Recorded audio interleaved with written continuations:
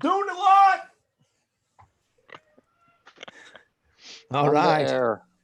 Welcome to Paraglidingtalk.com. I'm your host, Robert Michaels. Glad that you are here. This is the place to be on Thursday night to talk about paragliding. All kinds of good paragliding stuff. We got Kyle O'Glee on the show tonight, and I am stoked. I'm glad that you're here. Make sure that you're saying something special in the chat so that your name gets written down so we can put your name in the spinny wheel of Winnie things. There's all kinds of exciting prizes here in paraglidingtalk.com, and you want to be a winner. This is the place to come. This show is brought to you by ppgsmoke.com. Go check out their website. All kinds of great stuff for your paragliding needs. Show is also brought to you by the paramotorprops.com guys. Those guys are awesome. Blow up a prop. Want to buy one quick, get one shipped out quick? Go check out their website at paramotorprops.com. Also, this show is brought to you by paraorangeproducts.com. All kinds of great stuff on the shelf. Go check out their website if you want to do some shopping. Of course you want to do some shopping. Go do it on paraorangeproducts.com's website. Glad that you're here tonight.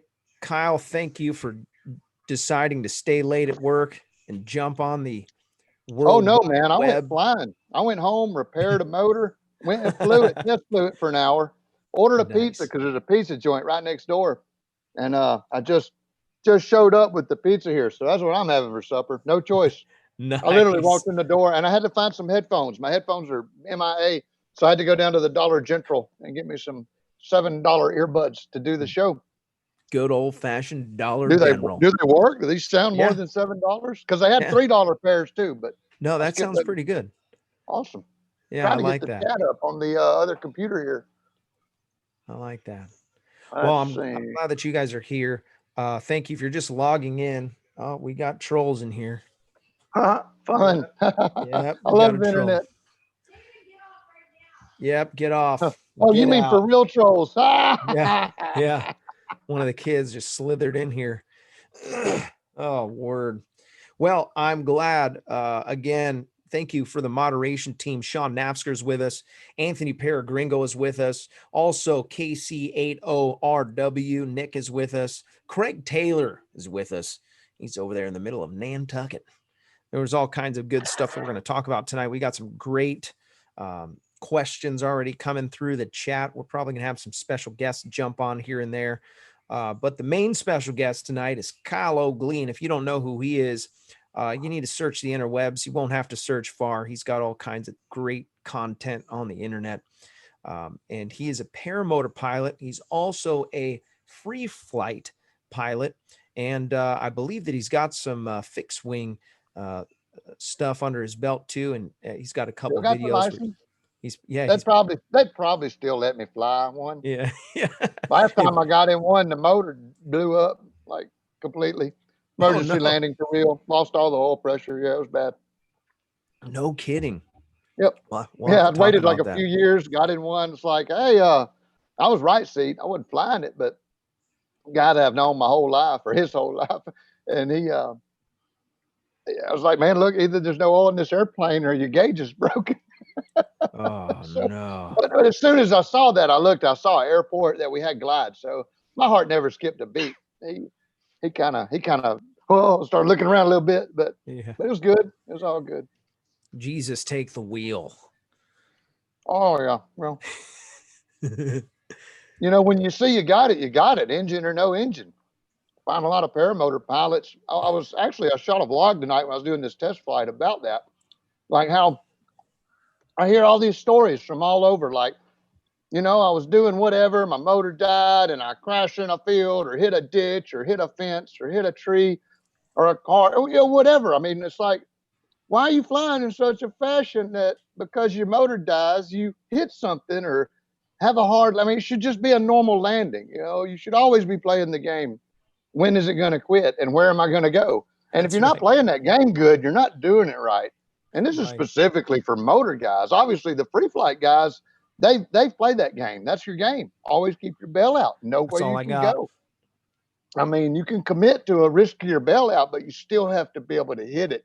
And with the motor, there's no need to pick anything dumb like, muddy ditches and rocks and Yeah. trees. I mean, have your spot picked and don't give up that good spot for a spot that's not good. Yeah. Whether, just because you could land it and survive it doesn't mean you're doing it right or had a good option picked. So that was just kind of a thought that I had. The story started to add up here and there, and just got to thinking, man, when I had a motor out the other day, 10 feet off the ground, I was borrowing a unit to try it out, and I had fuel starvation. I was 10 feet off the ground in that most dangerous place, and motor completely died, caught the surge, did a nice landing. I was like, motor's messed up. It didn't cost me anything because I was waiting on it, always waiting on it. Did you stay on your feet? Yeah, of course. Nice. Yeah, exactly. I mean, even falling down, I mean, why would you, right? I follow a guy on Instagram. They're always posting some good, like, funny crash videos. Nothing crazy. Yeah, But yeah, like, it's always like dirty knees, Yeah. This video I saw just before the show, the guy he's trying to land on a soccer field. He landed in the net, so he scored with himself right in the net. That's a point. B-flight guy, yep. Soccer points are hard, man. How's the flying been out in San Diego, Robert? The flying's been pretty good. Yeah. Awesome. This weekend, it's going to be a little too hot to go outside. It's supposed to be 111 here in Lakeside. Wow. So but it's a dry heat. Yeah, I don't know about that either. I think it's going to be muggy and 111, so we'll just stay inside. I'm pretty sure. But the above launch at Blossom is going to be, I think it said 11,000 feet. So we'll see about that. Was on the soaring predictor. Wow. But yeah, so tonight I wanted to talk about a couple different things. And if you have questions for Kyle O, put them in the chat, and our moderators will make sure that they cut and paste those to our private message over here, and we will ask away. I did want to talk about some weather calls and what decisions you're making for weather calls, where you're looking. One of the strong points, if you don't know Kyle O, he's extremely skilled in the weather department, and so maybe you're interested in learning how to become a weather guru. You can do that by watching some of the previous episodes. There's some really good content on these videos. Go to paraglidingtalk.com and check out those. Also, if you want to follow the show on Instagram, it's Paragliding Talk on Instagram too. So I want to talk first, Kyle, about some of your recent weather that you had. You had a hurricane blow through, and there was a bunch of stuff. Oh, by the way, I saw there's a couple cool cats in the chat. Mark Amundsen's in the chat, and so is Mark Honeycutt. So a couple cool Marks. Yeah, those guys are pretty cool. Yeah. Mark came over with Elena, and they spent the weekend with me a little while back, like a month ago or so. Yeah, you guys are neighbors, kind of. Yeah, he's just a few hours away. I'm driving by his town tomorrow. I got to go down to Lafayette and scoop up a paramotor. But it'll just be like a road trip thing. But nice. Anywho, man. So let's go ahead. Sorry. No, I just you know me. I ramble on and on. Let's get to the heart of the matter here. Yeah, weather checks. Yeah, I want to talk about your weather checks, and especially when you're teaching, because now you're taking guys and you're getting them on radio and send them up into the air. Talk about some of how important your weather forecasting is compared to what it is when you're just going to go send it and by yourself. Oh, it's always the same. I never do it different. I look at the forecast. The closer you are to what's really happening, the better. And also, the last thing that you should do, at least if there's got development in the areas, look at the development, because those gust fronts can, they can push in and make a mess of whatever it is you're trying to do. And sometimes they're useful. Sometimes we've used gust fronts to do kiting practice when it's completely dead.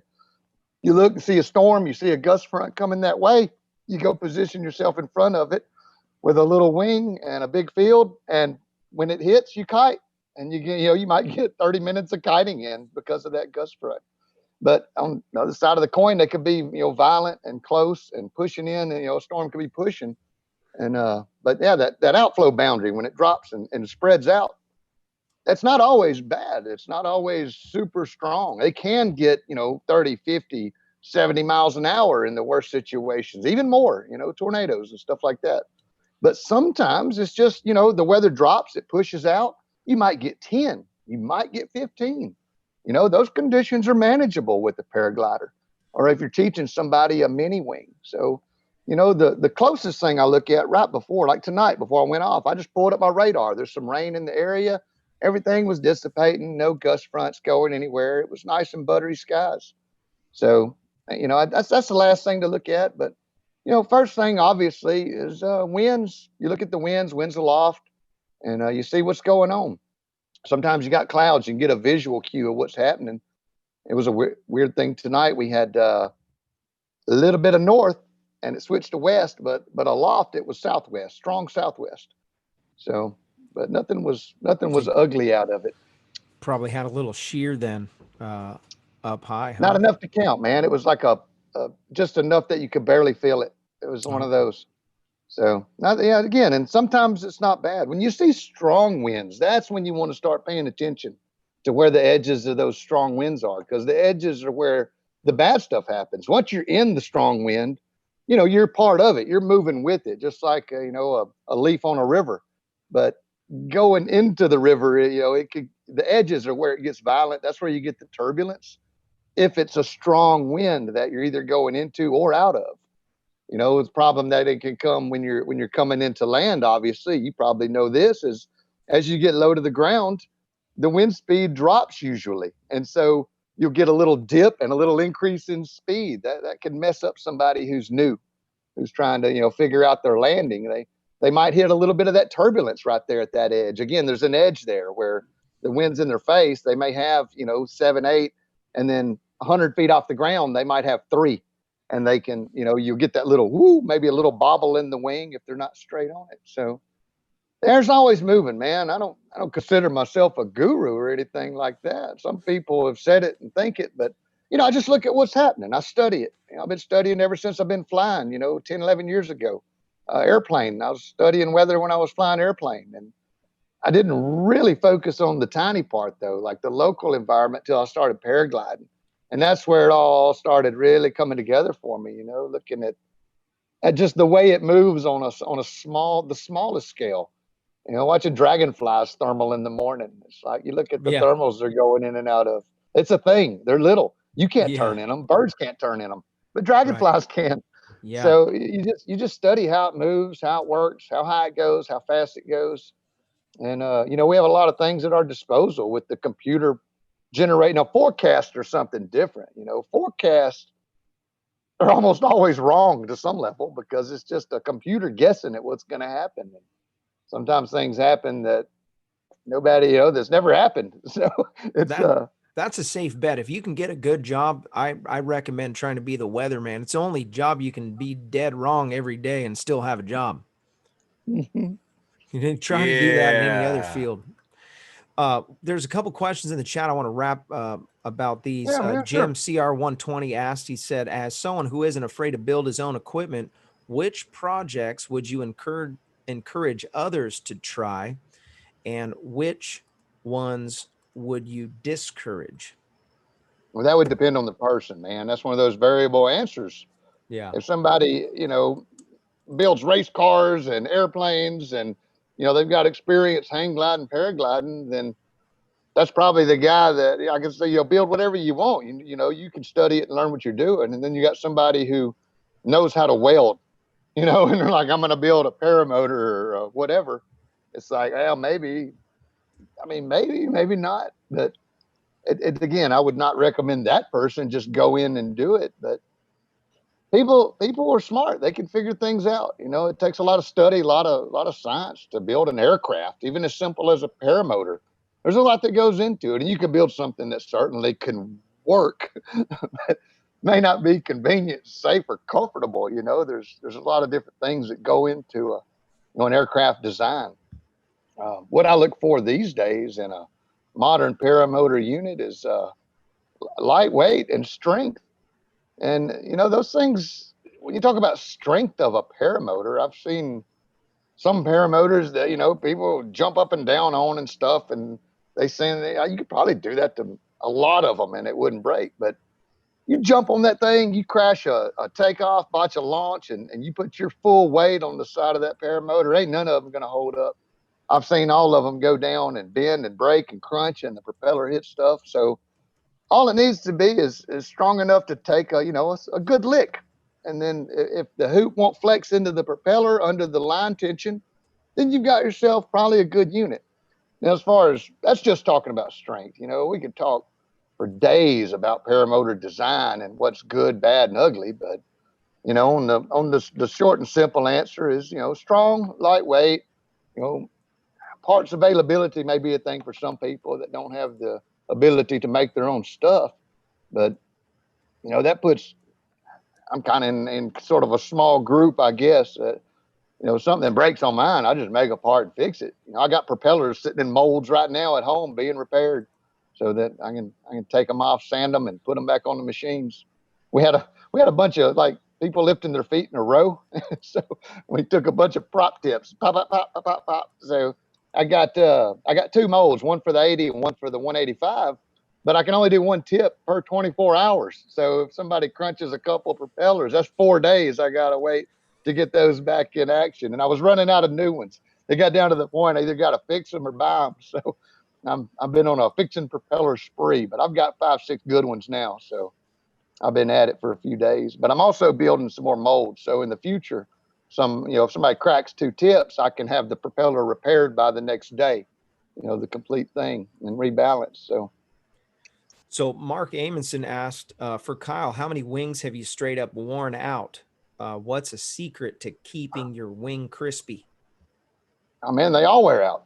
Just having them on the shelf wear them out. There's people that said, I got this wing, it's 20 years old, never been opened up out of the package, been sitting in an air-conditioned garage. And, you take it and you test it, and it shows degradation, just the oxygen touching it, the environment, the atmosphere. And you could put it in a nitrogen capsule, it might last, but that's not what we're doing. So just the air touching them will degrade them to some level. And if you're flying them at all, putting them in the sun and pulling and stretching on them, they wear. They last a long time. You'd go several hundred hours that a wing would last if you took good care of it. The lines would wear out before the wing would. They'd stretch. You'd have to retrim it most certainly, but it's not necessarily just because a glider's out of trim. If the material's still in good shape, it's not been overly abused. And talking about material, some of the modern gliders have the material so lightweight.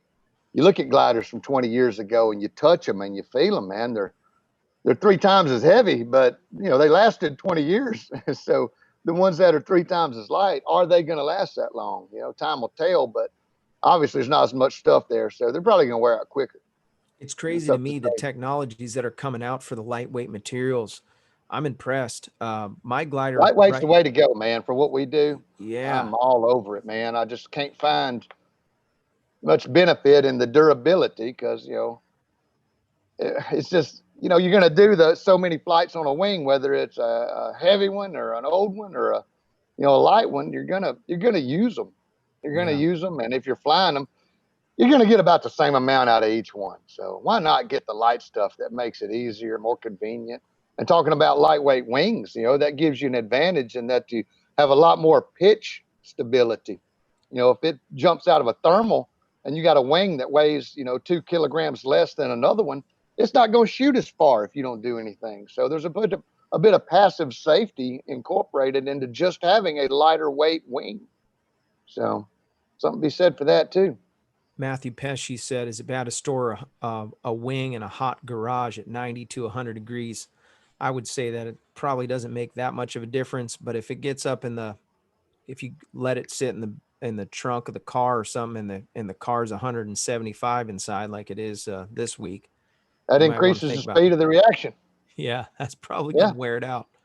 It does. Yeah. Fact, chemistry. That's how it works. If you increase the heat, you increase the stuff moving, and it oxidizes faster. You're going to melt Catalyst. Yeah. It's like putting your dang wing in an oven. One time we were sitting at the launch, and Britton Shaw was talking to a newer guy. He said, "If I ever told you the story about the guy who set his wing right down against his muffler, and the tailpipe melted a hole straight through it. It's like, no, man, no. And he looked down, and his was right against his tailpipe. He saved. I mean, it didn't hurt it, but it was. That was the story. Hey, crazy Uncle Bob donated $5 to the super chat. Thank you, my friend. The great Flying Giuseppe. He's a paraglider pilot here locally. He's been on the show a couple times. He's an acro guy that typically stays over there at Torrey Pines, and he takes tandems and does instruction and stuff. They have bonfires at the beach, and so one day he was messing around and got low, and he landed at the beach, and so as he's packing up, he kind of balls it up and he just sets it down while he gets his stuff together. Well, he didn't realize that he had set it on top of an old fire pit, right on the coals. And the coals were underneath the sand, but it was still there, and he didn't catch it. And so his glider had like all kinds of little tiny holes. And I said, "What happened to this glider? What looks like you got shot with a shotgun?" He goes, "No, I put it down on fire." And it had all these little patches on there. Oh, which, by the way, hurt your feelings. I need some patch material. Craig Taylor, you have patch material? I need some. I just need something to. I got two little holes in my glider. Let me know what I do. Yeah, I've been working on some kits with like 1, 2, 3 inch rounds, so they're already cut and ready, and like a the rounds. Nice. I was just going to make a comment. I've seen some repair work that was not legit because it had the sharp corners. No good. If you're ever going to patch your glider, you round off the corners on those things. Velcro the same way. If you put Velcro on something, trim those corners so they got a radius on them. I've been thinking a couple of oval sizes too, but I figure if you need to get into that, you may want to send it to a professional shop. Oh yeah, for sure. But mine's just little. Time being. Yeah. Depending on where it is, a wing will fly missing a lot of parts. Oddly enough, so true. They'll fly missing lines, big cuts in them, all kind of stuff. They'll fly right down to the ground. So if you do a repair and you take one up, you treat it in the same fashion you would any test flight. You go up, you do a short flight, you check it while you're flying, you check it after you land, you see where it's starting to fail. If it is, it's good. You go up, pull a little harder on it, go back, check it. You can do this, and if it holds up and is legit, and you're doing big acro moves and it's not tearing the repair away, then it's probably good to go. You probably just leave it on. But check it. Don't just take it out and go do acro over the dirt. Yeah, that's right. Here's another question from Jim CR120. He said, how would you characterize the growth of the sport over the past 2 years? Spiking, or is the curve flattening? Man, I don't look at the numbers enough to know, but just that observation, it's done nothing but grow the whole time I've been involved in the sport, both free flight and motoring. But motoring especially, the likes of Tucker Gott out there on the internet, spreading it to the masses. It's that was a huge jump in at the air show team, the Paradigm air show team. They exposed it real big to the public. People just people seeing it that have never seen it before. I didn't know what it was. I looked up. How I found it was I did a Google search for the smallest, lightest, manned aircraft available, and it was a paraglider. It's like, well, then I want one of those because I like little airplanes.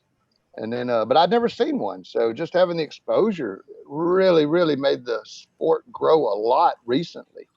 And I'd say, if I had to say anything, I'd say the curve maybe is flattening a bit just because, the whole economy is turned down with the COVID and everything. So if I had to guess, I would guess it probably ticked off a little bit from the growth that it was experiencing. But going to the launch, when I started, it'd be a few guys hanging out. There'd be 3 or 4 of us, maybe even just 2 of us out there flying around, learning to fly, whatever. And then, as next year there would be, 5, 8 of us. And then the year after that, there's 15 of us. And now it's not unusual to go to a launch and there'll be 30 people hanging out, and the older guys are talking about, this is how it was in the 80s. They're loving it. They're like, used to be like this. And just really big, everybody hanging out. The same things happen in the free flight world. It's pretty wild. On the weekends at Blossom, when I first started flying, there'd be 1 guy, maybe 2, And if it was a really good day on paper, you might fly with 5 people and you would think, man, that's cool. There's 5 people out here. Well, last weekend, I think there was 25. Wow. All Nice. kind of worked the ridge. They were at the rock pile. They're over at El Capitan, flying across the 8 freeway. There were people flying everywhere, man. I love it, dude. I love it. Yeah. Yeah, you got to put that San Diego trip on the books again. There were 3 of us flying paramotors in Spring Hill tonight. Oh, no kidding. Yeah. One guy flew in. We're going to get his motor. He bought a motor. So we're going to ride down, scoop that thing up. But he showed up. He got off his jet and drove over to Spring Hill. I was like, here, I put this motor on. I gave him some stuff to fly. I put mine on, did my test. And another fella, Scott, he was just driving through. He drives an 18-wheeler, carries paramotor, and does over the country hauls. And every now and then he comes right through the area and he's like, hey, man, I'm stopping. So he'll stop and fly for a day or two and then go on. He's either got a load or he's going to get a load. But that was who I was flying with this evening. And there was an airplane doing touch and goes. That was fun. We should give something away, hey? Yeah. Let's do it. By the way, I still have your trophies. I haven't shipped them yet. Oh, well, you want to see what these guys won? I was hoping that I'd be able to have it before the fly-in because I'd put it up on top of my truck so everybody could see it and be like, oh, that is awesome, but no. I blame COVID. Everybody. There's a delay in shipping because of COVID. Yeah. I say that because everybody keeps telling me that bull crap. Because Robert don't have it. That's why. No, it's just because I don't feel like going to the dang post office. Yeah. Check this out. Check it out, Kyle. This is so we did an award. It's called the Freedom of Flight Leadership Award. And so we ended up getting more nominations for Todd Scandrett than anybody else. And so we hooked him up because of Resurgence PPG. So this is going out to him. You are so lazy. Isn't that funny? My wife is harassing me. It's COVID. There's a delay because of COVID. Can I help you, ma'am? Yeah. We're live on the internet right now. Stacy Duffy want to confirm for Monday. Okay. Tell her hello. I miss her. Oh, Kylo says hi, and I miss you. Tell her we haven't heard the text register ringing from her phone yet. Oh, my birthday's Monday. Oh, I'm not telling everybody that. I just did, huh? I think they can probably hear you. I heard it. Her birthday's Monday. She's going to be 21. I'm confirming Stacy Duffy right now, okay? For what day? Monday. I'll probably be flying. You're going to fly on my birthday all day? Your birthday got canceled this year. COVID. There's something happening. Hello? Oh, Kyle's got a customer calling right now. Somebody's calling. I don't have a clue. No, it's somebody that's on the internet that knows that you're at the shop. It just says cell phone. Here, I'll try it. You want me to try it? It's probably Mark Amundsen. They're looking for Hey, my pharmacy is Kyle.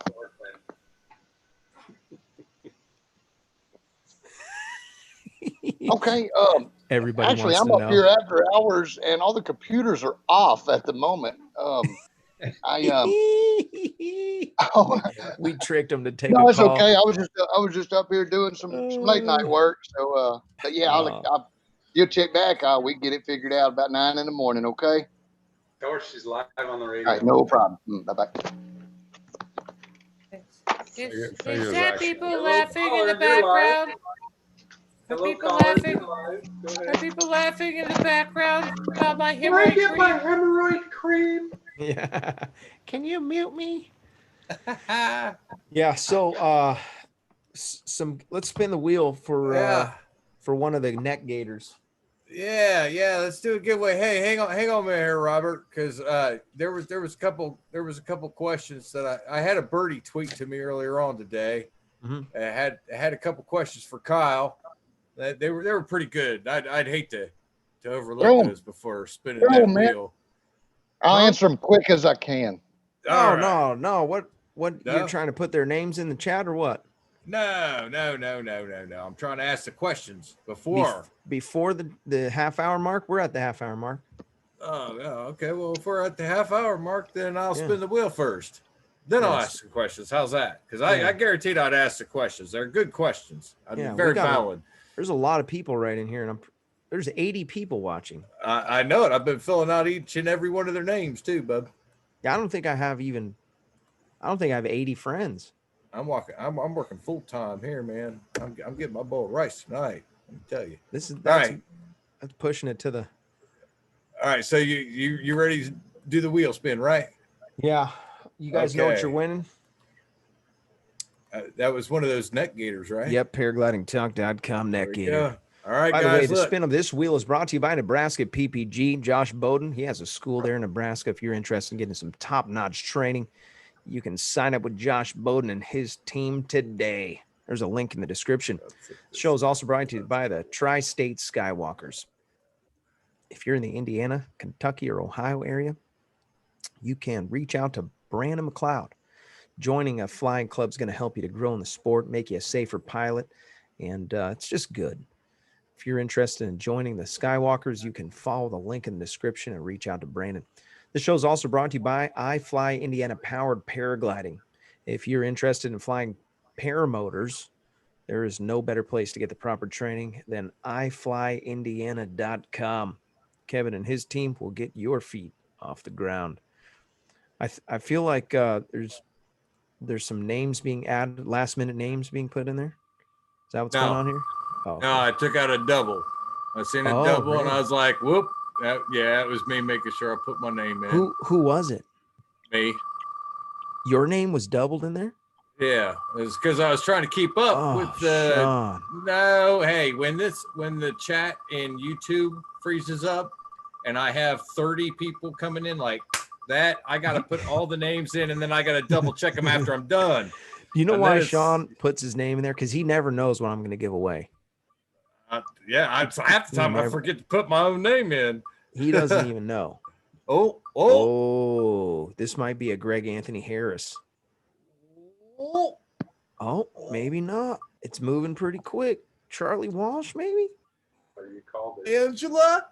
Oh. It's still moving, man.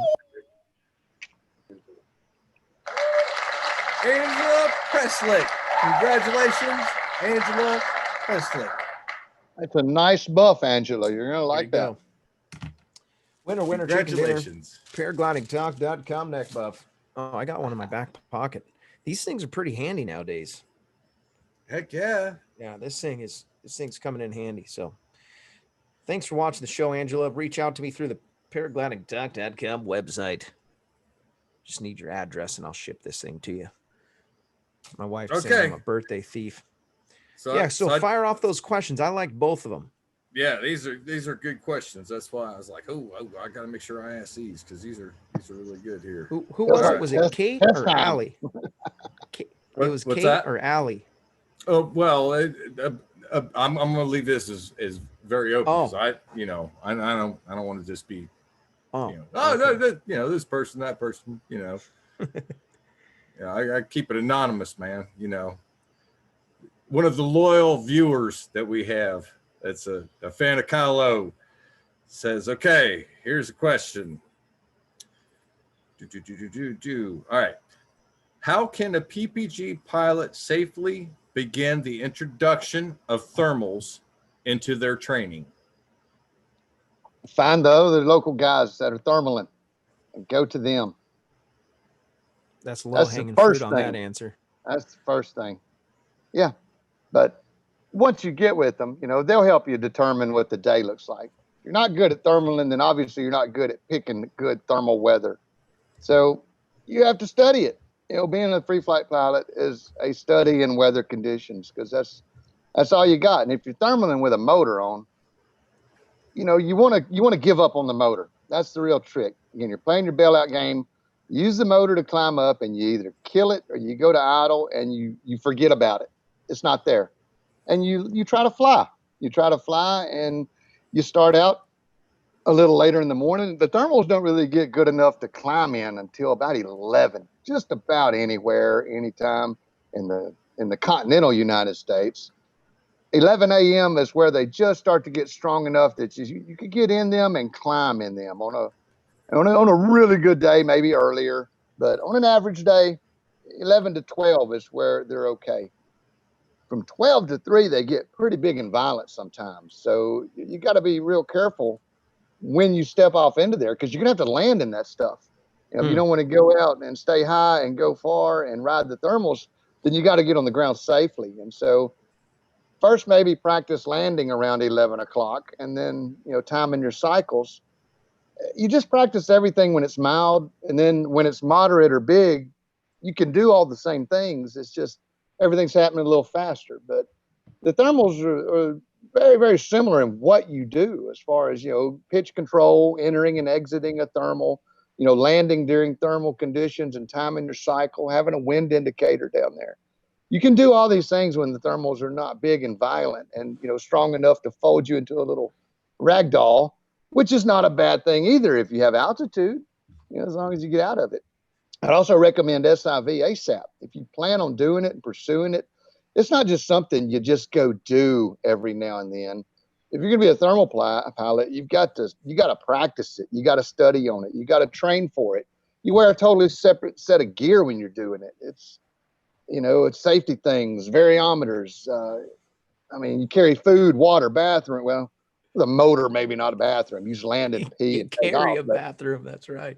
But you still have to fly the same way when it's thermal conditions. You gotta get in them, ride them, go up, and get away from the earth. Near the earth is where bad things happen. Best comment so far tonight, Kodiak Express. He said, "Trying to explain thermals to non-pilots makes you look like such a schizo. Bruh, there are like invisible sky elevators." Oh, that's right. Amazing. That's right. Explain that to people. You find yourself doing it all the time too. You'll be talking to people about, hey, yeah, so I paraglide. Is that where you jump out of an airplane? No. Is that where you get pulled behind a boat? No. It's where you jump off the mountain, you see, and then you go looking for these. Well, there are this wind, but it's going that way, and you try to get in. Never mind. Yeah. Just explaining, surface winds are a function of that's just on the surface, they move left and right. But if you go up just to the treetops, you'll notice that the wind starts to change into an upward direction. If it's a thermal gust, obviously. But the air moves all kind of different ways, I'm sorry, phone never stops. It never stops. It still says cell phone. I should probably have put them on hold. It doesn't say the area code. It might be paramotor crazy calling you. Well, while I was driving you crazy, I got the second question for you. Okay, I'm sorry. Did I answer the first one? I think so. Yeah. By the way, Mom donated $20 to the super chat. Ooh. Thank you, Mom, for that contribution to the show. You're amazing. Heck yeah. Love my mom. Okay, I'm still adding names to the wheel, by the way. There, Robert. Pop the question, Sean. Just letting you know, buddy. All right. So what skills are key skills that a PPG pilot should truly work on to be able to fly anywhere? Example, spot landings, motor outs, etc. Yeah, those things. That's the key things. Being able to hit your spot. You can hit your spot every time. Then you can fly over anywhere. Oh my Jesus, help me, Lord. You have to fly. I dream about that sound sometimes. Wake up. Like, was that? No, you're working late. Yeah. So, I'm sorry. What was the question?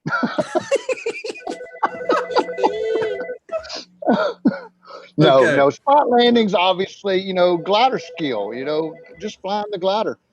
It's everything's important. But before you want to leave your big field, I tell you, a great game to play, and I recommend this to all my students, is set up for a small spot, but do it in a big spot. So pretend there's a fence, pretend there's a tree line.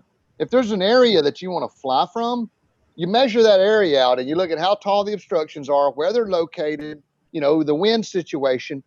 And then you take that data over to a field that's way bigger, and you put a wing back where the trees are, and you put, another something over here where the fence is, and, you set up and you put your windsock and you try to fly out of that place like it's for real. And if you can do it every time and you can get back in there every time and land without a motor, then maybe you could take that spot as a good option. I can see you in the pharmacy car So online. you guys don't know this, but there's somebody that's watching the show that has he's got a little OCD. It's JP Tulo. So JP Tulo, he can't handle stuff like if you're holding your phone and you're not in a landscape, you got it in portrait. Oh, it freaks him out. He can't handle it. And so the phone ringing in the background, he can't handle that. I got them hears is all on that hold phone. now, so maybe we won't hear the fax machine will probably go off. It's the internet, man. I'm sorry. Oh, that's There's a okay. I love the ton of internet. people. I'm glad they're calling. I'm glad it's ringing. If it wasn't ringing, I'd be worried, you know? Yeah. I hope they haven't run out of their meds. Oh, They do. drugs. Every hour of every day. Do you have my drugs? Well, I don't know. Do you Oh, yeah. carry Commodium AD? Yeah. It usually Commodium? has the doctor called back yet. Yeah. Oh man. But no, I mean, seriously though, spot landing and without even landing, you don't have to do 20 landings. If you have a paramotor, you can do 20 approaches to a landing and you know at 50 feet whether you hit it or missed it. So if you're practicing, you can do 20 circuits and practice 20 approaches without even, again, you pretend the motor's not there. I used to do that for 6 months. I did that when I learned to fly a paramotor. I go up and do my flight, whatever my flight was. I go explore, fly, half hour, 45 minutes. And when I came back to the field before I left, I'd always put my wing bag out as a bullseye. And I would fly and I would come off the power and try to hit it. And I'd either miss or hit. And, 10, 20 feet, I'd go back up, go around, try it again from a different direction.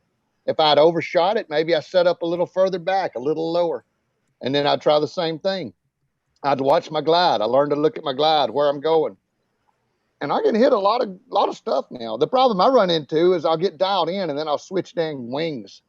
And when I switch wings, I'll go from the Xeno to a Universal and all of a sudden I'm shorting everything.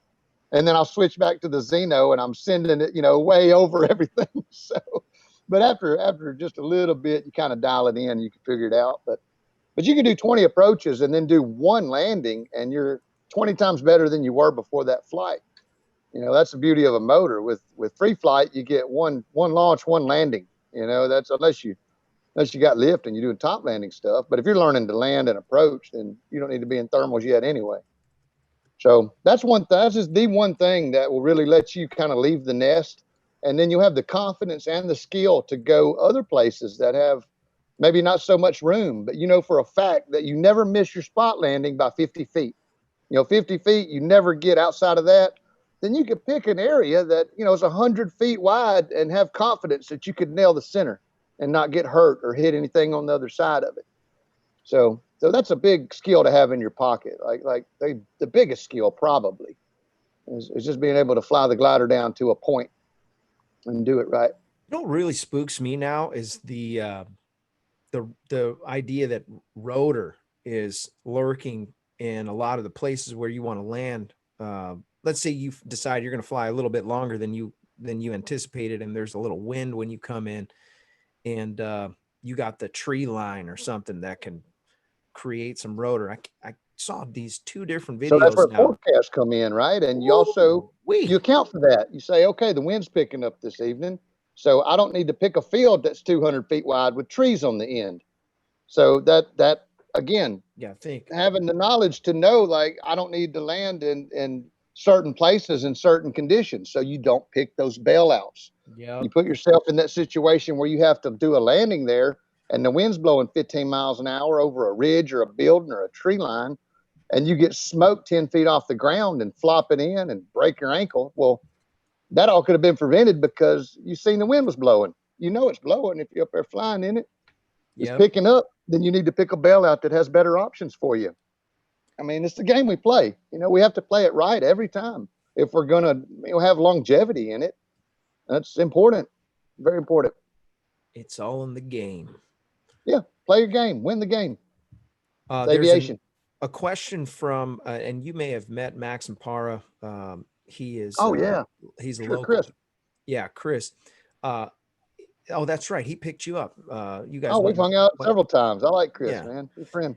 Yeah. So he said for ultra lightweight harnesses, do you prefer reversible or not reversible? Thought that was an interesting question. The only ultra lightweight harness I have is the Ozone Ozo, and you just slide it on like a pair of pants. It does reverse over into like a little backpack. Most of the ultra lightweight stuff is made for hike and fly. So if it has a reversible characteristic to it, then that's beneficial. Otherwise, you got to carry something else to carry it in, which adds weight. So I would think they all should be reversible to some degree as far as lightweight gear. But hike and fly. Just a real quick story, man. So I did this big road trip recently. You might have caught that. I show up at Salt Lake City, Utah, point of the mountain, right when it's kicking off. The first two guys launched when I hit the parking lot. It's like, oh yeah. So I grabbed the D-Lite 2 and the Xeno and walked downhill 20 feet, throw it out, take off, do my flight. Actually, I didn't hook up my speed bar, so I had to do another landing and then do another flight. So all good there. So I did that, and then I go on to Oregon to Pine Mountain. I get to Pine Mountain, and they're like, yeah, we kite up the hill here. I was like, oh, fun. Let's fly something else. So I grabbed that heavy race harness, that XR7, Yeah. and I pull out the old Delta 3 just for old time's sake. I'm like, let's kite this up the mountain. And the stupid headboard was pushing my head into the risers. I had this kind of like, Yeah. I couldn't kite up the hill. I was just trying to get the risers out of my face, and Yeah. I was struggling. So I did a launch off the lower. They were, I believe Harrison's words were, was quite an ambitious launch. Maybe a tenth of the way up the mountain, and there's a lot of hill underneath me, but I knew after 2 turns, like I've already gone below the parking lot. So I did a quick landing, then I had to walk up twice as far up the mountain. That was my punishment for being stupid. Yeah. I got this lightweight gear over there in the truck, and I'm carrying the heaviest stuff I got up this mountain. And I was just being a tard, man. I don't know. How you like that harness, by the way? Which one? The XR7. Am I carrying it or am I flying it? No, flying. I told them boys, we drive to where we take off where I'm from. Right. That's so, right. We form. I love it for Blossom. that. If you're not carrying it, there's nothing more comfortable to fly in. I mean, you kick back, you got your dual reserves, your big fairing, you got your headboard, your bathroom hook knife, anti-G drogue chute. Everything is like prim and proper and huge and heavy and roomy. You got the nice buckles, the big flight deck. You could put your laptop on the stinking flight deck. Yeah. But the whole setup weighs 55 pounds. That's my glider gear, water. That's me going up the mountain. When I get all my gear and go up the mountain, I'm 55 pounds heavier. Ooh. If I carry a lot of water and food, maybe pushing 60. I mean, depending on what you got with you. Now, the D-Lite 2, it lacks the room. It lacks it's just, you can't put another napkin in another pocket in that thing, but it's easy to carry up the mountain. So, gear selection, elementary. Whoop. Oh, okay. We're at 48 minutes. I propose another spin. What do you think, Robert? All right, there have to be time limits on the show, man. Time limits? Oh no, this is a time limit. You called it. You did it. Okay, we're going to give away some lamels. PPG Smoke lamels. By the way, this show is also brought to you by Lone Star Paramotor. If you're in the Lone Star state of Texas, you can reach out to Ron Turan. He's got a great training, a great school there in Texas. Get signed up with those guys. They are amazing. Also, the show is brought to you by Torrey Pines Glider Port. If you want to learn how to free fly, the most beautiful place in the United States, in my opinion, reach out to Max Marion or any one of the guys over there at Torrey Pines Glider Port. You can reach out to them, and the website is flytorrey.com. Go check out their website. They've got actually some pretty cool weather calls, and you can see live time. There's a live video feed, so you can see if your buddies are flying over there. Every once in a while, I'll be flying over there, and I'll just turn around and wave to the camera. I'm over here. Yeah, we're going to give away a PPG Smoke. I was going to keep these anti-torque lamels, but I imagine that Ryan Roberts built that into the harness already. We're starting to slow down now. Uh-oh. There it is. Uh-oh. Ooh, might be me. If it lands on me, I'm keeping this. Come on, keep going. Keep going. If Keep it going. hits you, it's definitely rigged. Oh, It's gonna come on, go. Are you kidding? Oh boy, has that ever happened? All right. Never Well, happened. special congratulations to Robert Michaels that has got to send the awards and trophies from a couple weeks ago show. But congratulations, Robert Thank you, Michaels. guys. Hey, Robert, now you have something to build a machine around. I just love this show. I mean, that is just. Is that the first time? That's the first time I ever won anything on this show. Nice work. Yeah. Took long enough. Thank you, guys. Really appreciate that. For your motor, that's a start. Dude, it's coming. I can feel it in the air. It's like Phil Collins. You know what I'm saying? Hey, kids in the chat are going nuts. They're like, this is definitely rigged. So rigged. What do you guys know about these? This is something else that Ryan Roberts gave. Smoke injection system? Is that what Yeah, that is? I think this is they the typically bigger. make your muffler crack in I half. think that's an upgrade. Yeah. I think these are the bigger ones. This is the upgrade, so you can put even more smoke. Oh yeah, I got the original one. Let's give one of these away. When I put one on there, I could dump a quart in about 15 seconds into mine, and it made the thickest white cloud. Oh, that's but it was only amazing. 15 seconds, and it was done. The whole jug is gone. Yeah, it drained the whole thing. Like, you want to do another spin there, Robert? Yeah, spin it. Yeah, okay, let's do this. Spin it for the lamels. I'm going to give those away. There we go. We just spun for the lamels. I know. I can't keep these for that. That's horrible.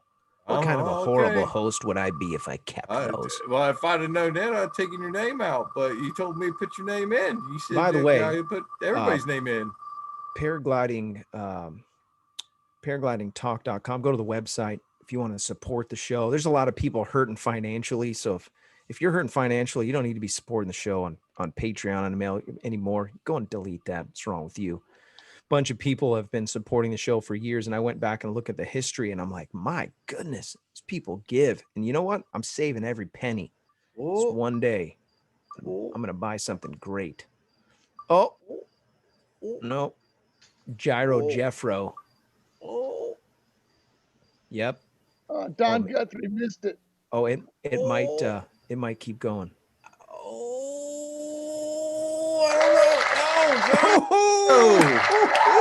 Congratulations, Gyro Jeffro. Jeffro, congratulations. You're the winner chicken dinner of a universal anti-torque lamel case. These are pretty cool, by the way. That's pretty awesome. Gyro Jeffro is a cool dude. He made his own airplane, the Hymax. You seen him, Kyle? Have you seen his channel? Probably. Yeah, probably. He put some videos out, man. He pops them out all the time. Nice. He built his own airplane out of wood. Are they as low quality as mine, though? Yeah, they are. Oh, definitely. Yeah. Okay, I got to check this guy out. Yeah. Sure. He's the one that sent me this watch. It's awesome. a remember when you were at the house when he mailed it? Yeah, that's him. You got that. Okay. Yeah, Gyro. Don't you hate when you reach for a mouse on one computer and you're looking at another one and it don't work and you're trying to figure it out? Does that ever happen to y'all? Yeah. Okay, let's rattle off a couple more questions before we run out of time. Thanks for answering the question on that. Tony Marzano, he said, when do you know when to upgrade a wing? And I think what he means is just in general, if it's starting to get degradation, when do you know it's time to buy a new one? Well, there's a lot of personal preference. How much do you fly? What's your flying mission? You know, oddly enough, there's so many different things you can do with a paramotor or with a paraglider. You got the guys that go the acro route, cross-country motor, cross-country free flight, thermaling,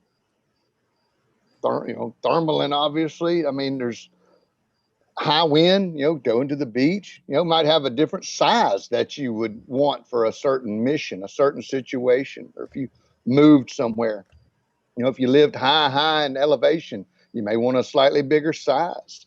So, a lot of it has to do with the mission. They're like vehicles, Ferrari and a pickup truck, totally different, but if you need a pickup truck, that Ferrari ain't gonna do you a bit of good, and vice versa. If you need a Ferrari, that pickup truck ain't gonna help much. So, but there are vehicles, like an El Camino. You could do both with an El Camino, right?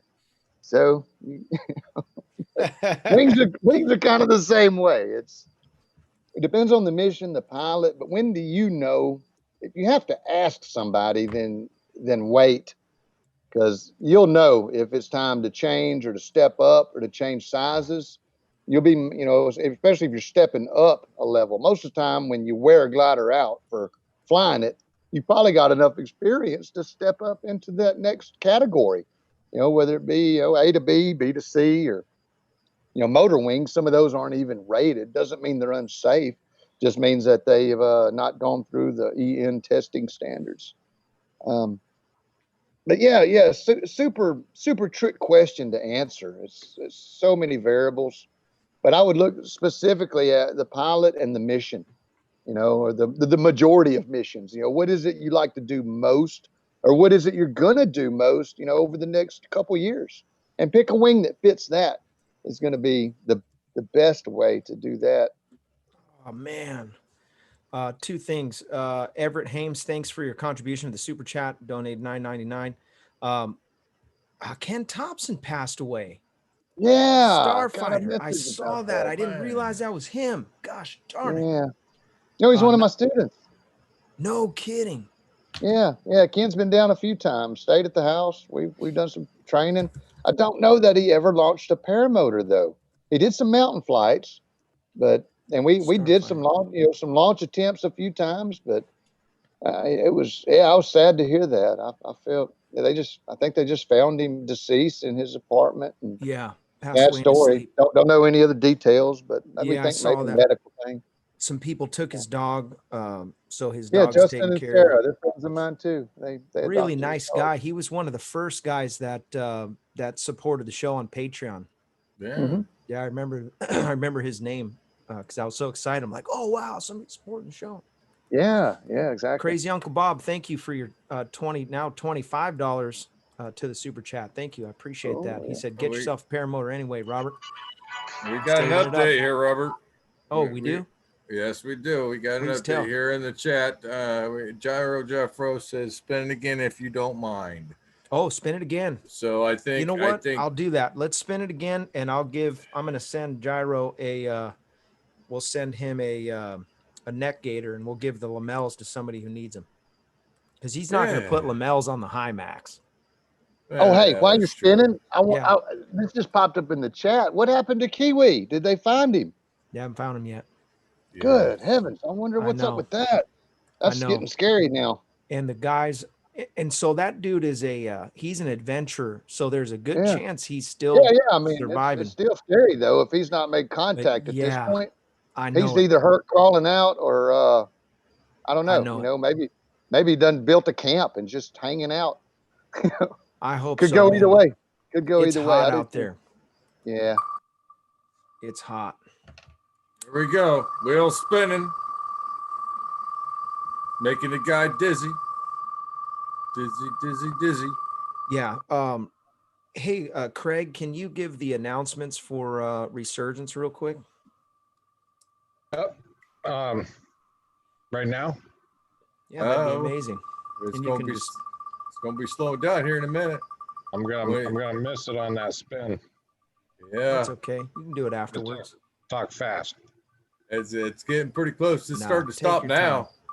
So if you want to make a donation to a charitable organization, give your money to Resurgence PPG. That's right. Because they take wounded veterans and pay their tuition for paramotor school and help them get the things they need to go fly, because flying is the best medicine.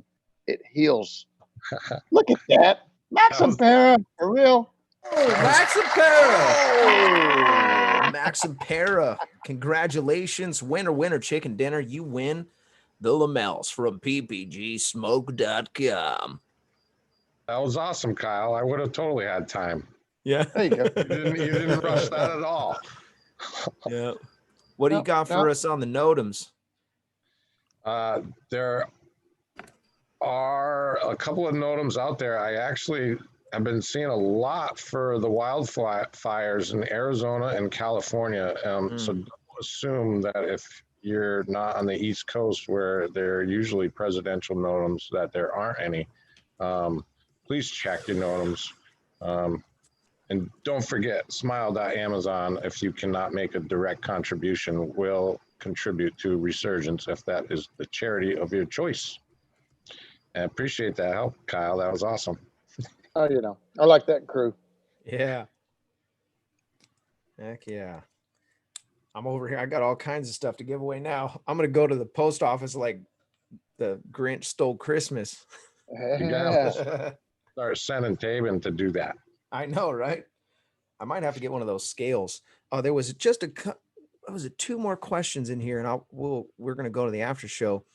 Got a text asking. Don't read that one. Yeah, I gotta. we got that one cleared up. Yeah. Stop myself on that one. Does Kyle recommend a single skin wing for a new pilot? And then the other question is, how can you tell if a wing is getting past its life expectancy? Those two. Rokon, Montana asked the first one. No, I don't recommend a single skin if you're just going to have a glider. They lack performance. You know, you're getting some strong winds and you're going to be gone with it. It happened to me. And also, they don't land very well. If your objective is to climb a mountain and fly down, then it's a great choice. But not if you're going to get into paramotor, paragliding, and you just want to buy a wing. Get a wing that has some expandability as far as the performance window. They're great to teach people how to. You see me flying them all the time because I have them, and they're there, and it's just because they're laying on the ground, and I clip in and go usually. And I use them to teach people to kite. They're really, really great to learn to kite, but after 2 to 5 hours on one of those, you're ready to step off onto a different glider at that point. And that's why I have them. That's why I use them. But if you're just going to buy one wing, don't buy one of those. I wouldn't recommend it. If you want a backup or something to add to the arsenal, again, Ferraris versus trucks. Sometimes you want a single skin glider. They do have their pros for certain situations. And then the other question was what was it? I missed the second. Sorry, I'll read it again in a second. Mr. C donated $5 to the super chat, and he said your center A's tip helped PPG guys in the mountains last weekend. Right on. The second question was from Jim CR120 was, how can you tell if a wing is getting past its life expectancy? It'll fail its inspection. Ooh, that was the textbook answer right there. Yeah, of course. Measure your lines. It'll be out of trim. The porosity levels will be gone. It'll be ragged out. That's what we call ragged out. That's when you post it on eBay for $200, kiting wing only. I flew a $200 wing the other day. It was an original Muse. Really? I got it for $200. You flew it? I flew it, yeah. I got a wing I want you to try. Yeah. It's the Silex. It came with the Fresh Breeze. I've kited one of those before, yeah. Yeah, I kite it all the time. The kids kite it. Yeah. We brought it out to the salt. It's one of those old durable ones, right? Yeah. It's amazing. That thing is stout. It's super stout. Yeah, the boys if it ever starts going down, there's no salvaging it. Yeah. Right? If it's down, you got to ride it all the way to the ground. Yeah, throw your reserve. No. Yeah. I guess Randy Clark asked you, Robert, if you saw that Tori was in the news last night. No, I didn't. Why was Tori in the news? Oh, yes, I did see there was a girl that's out there from CBS News. I can't remember her name now, but she was talking to our friend who does the parahawking. Oh yeah, I met him. Dave Metzger. Is that his name? Yeah, Dave Metzger. Dave, yeah. I talked to him for a while one morning. Dave and Topher. By the way, Topher, speedy recovery to you, man. He broke his back on the side of the cliff there at Torrey. Somebody made a mistake and they had a midair collision, and he's good, but he broke his back. He could have been a lot worse, obviously. But what was the mistake? Not looking for a turn? I don't know the details yet. We'll find out soon. I'm probably going to have him come on the show Man, that's soon. such an easy thing to. I mean, if that's Yeah. what happened. I mean, I don't know, but Clear your most turn. time if there's a collision, it's because somebody didn't look. Yep. Before Look they met. before you turn. I know Yeah, it's every time. mesmerizing. It's beautiful at Torrey Pines. Steal your Look, breath. lean, pull, hold, wait. That's what I teach. Look, man. Look. You got to Look. look. Yeah. Yeah. But anyways, thank you guys. Really appreciate the support. Everybody that's been watching the show for as long as you have. It just means the world to me. So grateful that you came to watch this show tonight. If you're one of the supporters or you one of the super chat supporters, you can join the after show by just putting your email address in the chat. We'll send you an invite. You can join us and hang out for a little bit. I'm sure Kylo wants to get home, but we'll hang out for just a couple minutes. Maybe you want to say hi to him in the super chat or in the after show. Do that. Just give us your email if you want to jump on, and we will see you on the next one. If I don't see you in the air, I'll see you on the air. So thanks again for coming on, Kyle, and moderators. Appreciate you guys. We'll Much love, see you on y'all. the next one. Have a good night.